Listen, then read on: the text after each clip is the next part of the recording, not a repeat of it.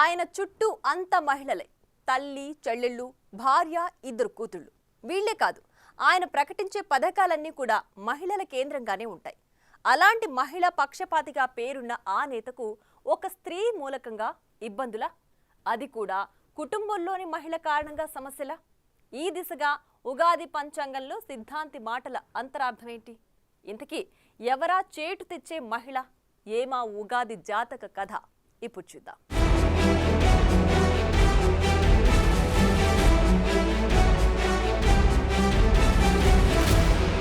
YCP అధినేత జగన్ ఓ స్త్రీ మూలకంగా ఇబ్బందులు ఎదుర్కొంటారు. ఇది ప్రముఖ సిద్ధాంతి నోరి నారాయణమూర్తి చెప్పిన విశ్వావసు నామ సంవత్సర ఉగాది పంచాంగం.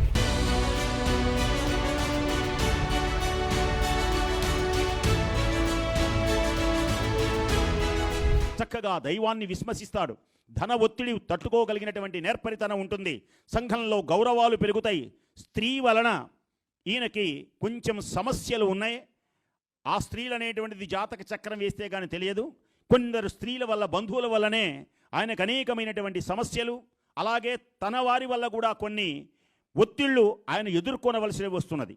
కాబట్టి ఇవన్నీ కూడా దాటి చిన్న చిన్న విషయాలన్నిటినీ ఆయన పట్టించుకోవడం, ఇవన్నీ కూడా ముందుకు సాగగలిగినటువంటి నేర్పరితనం మన జగన్మోహన్ రెడ్డి గారికి అత్యద్భుతంగా రావాలి అని, ఈ మిథున రాశిలో విజయ పరంపరలతో ఎక్కువగా చూపిస్తున్నవి కనుక అన్ని రంగాలలో లాభించి అవకాశం అనుకూలంగా ఉండేటువంటి విధంగా ఆ సూర్య భగవానుడు కళకళలాడుతూ ఆయనను అన్ని రంగాలలో అభివృద్ధి పంచి మరల మనం ఆ ముఖ్యమంత్రి సీట్లో కూర్చొని ఈ లోకాన్ని, ఈ ఆంధ్ర భూమిని ప్రపంచంలోనే ముందుకు తీసుకొని వెళ్ళాలి.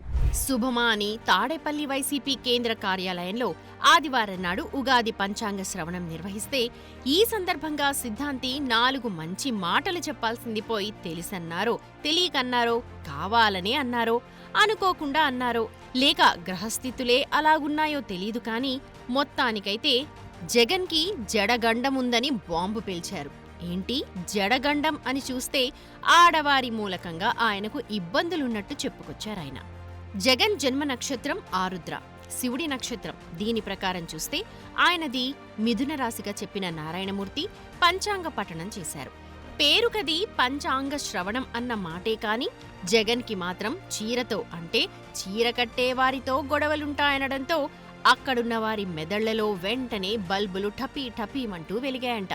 చిత్రమైన విషయం ఏంటంటే జగన్కి ఈ ఏడాది ఒక స్త్రీ మూలకంగా సమస్యలు ఎదురవుతాయని చెప్పడం మాత్రమే కాకుండా కుటుంబంలోని స్త్రీ ద్వారానే ఈ చిక్కులు ఎదురుకానున్నట్టు చెప్పడంతో విన్నవారి మెదళ్లలో ఒక క్లారిటీ అయితే వచ్చేసిందట. అవును, పలానా స్త్రీ కారణంగా సమస్యలు రావచ్చంటూ గుసగుసలాడుకున్నారట.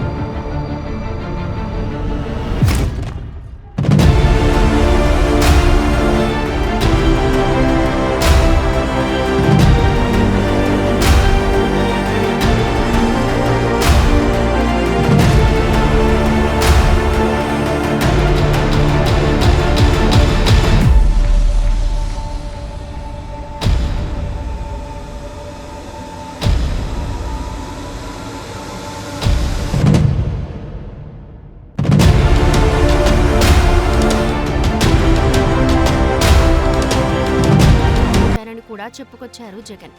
ఇలా ఏ అన్న కూడా ఇచ్చి ఉండరని అంటారాయన. ఇంత పెద్ద మొత్తంలో సిస్టర్ ట్యాక్స్ పే చేసి కూడా జగన్ ఇంకా సోదరి నుంచి శత్రుత్వాన్ని ఎదుర్కొంటూనే ఉన్నారంటున్నారు కొందరు.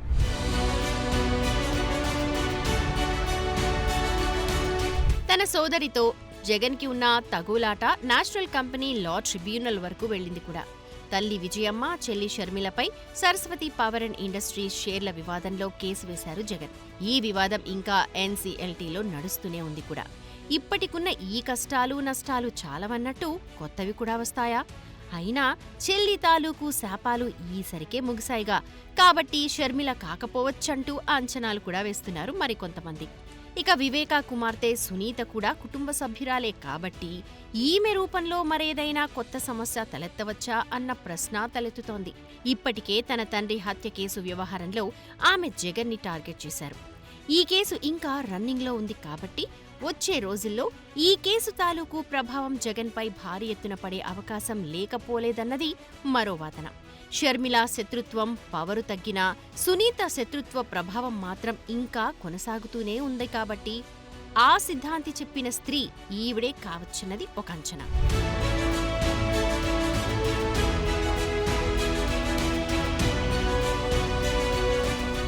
జగన్ చుట్టూ ఉన్న స్త్రీమూర్తుల్లోని మరొక స్త్రీమూర్తి భారతిరెడ్డి. భారతిరెడ్డి స్వయాన సతీమణి కాబట్టి ఆమె నుంచి థ్రెట్ ఉండే ఛాన్స్ లేదంటారు. ఆ మాటకొస్తే భారతిరెడ్డి ఈ అవస్థలు మనకు అవసరమా? విదేశాలకు వెళ్లి సెటిల్ అయిపోదాం పదా అంటూ తన భర్తకు ఎంత చెప్పినా వినడం లేదని స్వయంగా ఆమె గతంలో చెప్పుకొని బాధపడ్డ విషయం తెలిసిందే. ఇక మిగిలింది తల్లి విజయమ్మ. కొడుకును కాదని కూతురు షర్మిల వైపు మొగ్గు చూపుతూ ఆమె దగ్గరే ఉంటున్నారు. 2024 అక్టోబర్లో విజయమ్మ రాసిన బహిరంగ లేఖపై వైసీపీ నేతలు సైతం విమర్శలు గుప్పించిన పరిస్థితులున్నాయి. ఇప్పటికే ఆస్తుల విషయంపై ఎన్సీఎల్టీలో విజయమ్మ అఫిడవిట్ దాఖలు చేశారు. ఆస్తులను కుమార్తె షర్మిలకు సమానంగా పంచివ్వాలనే విధంగా విజయమ్మ చెప్పడాన్ని తప్పుపట్టారు కొంతమంది. విజయమ్మకు షర్మిల విషయంలో కొడుకు మీద ఎంత కోపమున్నా ఆ కోపతాపాల శాపాలన్నీ మొన్నటి 11 సీట్ల ఫలితంతో ముగిసిపోయాయనే అంటారు మరికొందరు. చివరకు మిగిలింది లండన్లో చదువుతోన్న 2 కూతుళ్లు. వారి ద్వారా తండ్రి జగన్ కంటూ ఎలాంటి సమస్య వచ్చే ప్రమాదం లేదు. పైపెచ్చు వారు చదువుల రూపంలో రేపేదైనా ఘనత సాధిస్తే అదంతా తండ్రికొచ్చే మంచి పేరే తప్ప చెడ్డ పేరెలాగవుతుంది అన్న మాట వినిపిస్తోంది.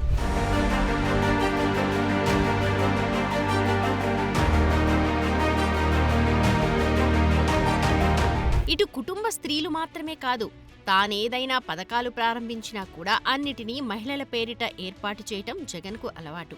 అలాంటి వారి రూపంలో ఆయనకు శాపాల కన్నా వరాలే ఎక్కువ రావాలి. కానీ గత ఎన్నికల్లో తానెంత చేసినా వారి నుంచి పడాల్సిన ఓటు శాతం పడలేదన్నది స్వయంగా జగనే చెప్పుకొని బాధపడ్డ పరిస్థితులు. వీటన్నిటినీ అలాగుంచితే కుటుంబ స్త్రీ ద్వారా సమస్యలుంటాయంటున్నారు కాబట్టి వీరు ఆ కోవలోకి వచ్చే అవకాశం లేదు. సో జగన్ని ఇరకాటంలో పడవేసే ఆ స్త్రీ ఎవరా అన్నదిప్పుడు అతిపెద్ద చర్చగా తయారై కూర్చుంది. తన మానాన తానేదో తీపి పులుపు చేదు వగరు ఉప్పు కారంతో కూడిన అర్థమయ్యి అర్థం కాని పంచాంగం చెప్పుకుని దయచేయకుండా ఈ సిద్ధాంతి ఒకడు ఒక స్త్రీ రూపంలో జగన్కి సమస్య తలెత్తుతుందని చెప్పడమేంటి? తామందరం ఓ స్త్రీ రేపురా అన్నట్టు ఆ స్త్రీ నువ్వెవరు అంటూ జుట్టు పీక్కోవడం ఏంటి? అర్థం కావడం లేదని వాపోతున్నారట సదరు ఫ్యాన్ పార్టీ కార్యకర్తలు. ఇదిలా ఉంటే సదరు సిద్ధాంతి ఉగాది పంచాంగ శ్రవణంలో భాగంగా కొన్ని రాజకీయ అంశాలను సైతం స్పృశించడం గమనార్హం. జగన్ని ఓడించినందుకు ప్రజలిప్పుడు తప్పు చేశామని బాధపడుతున్నట్టు చెప్పారు. ఒక ముఖ్యమంత్రిగా జగన్ డబ్బు ఇటు కోల్పోవడం మాత్రమే కాకుండా అటు మాట కూడా పడుతున్నారని వ్యాఖ్యానించారాయన. ఏదేమైనా ఈ విశ్వావసునామ సంవత్సరంలో జగన్ తన పూర్వ వైభవాన్ని తిరిగి దక్కించుకోనున్నారని తేల్చారు సిద్ధాంతి.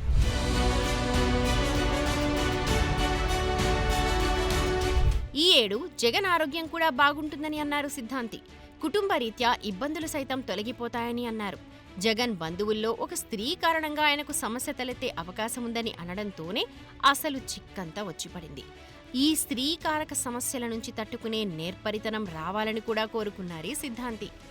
అధికారంలో ఉండగా ఎంతో అట్టహాసంగా నిర్వహించిన ఉగాది వేడుకలు ఈ ఏడు మాత్రం బోసిపై కనిపించాయి. ఇదిలాగుంటే ఈ వేడుకలు బెంగళూరుకి పరిమితమైన జగన్ రాకపోవడం కోసమెరుపు. జగన్ లేకపోవడం అన్న ఆవేదన అటుంచితే ఆయనకు ఓ స్త్రీ కారణంగా ఇబ్బందులు ఎదురవుతాయి అనడంతో ఆ బాధ కన్నా ఈ బాధే తమకు ఎక్కువైపోయిందని వాపుతున్నారు సగటు ఫ్యాన్ కార్యకర్తలు. మరి చూడాలి, జగన్ని ఒక ఆట ఆడించే ఆ ఆడసింహం ఎవరో తేలాలి. ఇందులో మరో ఊరటనిచ్చే అంశం ఏంటంటే జగన్ మేక కాదు సింహం అన్నారు సిద్ధాంతి.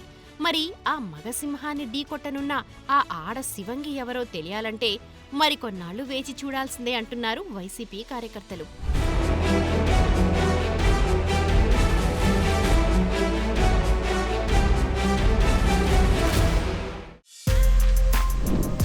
For more videos like this, subscribe Big TV channel.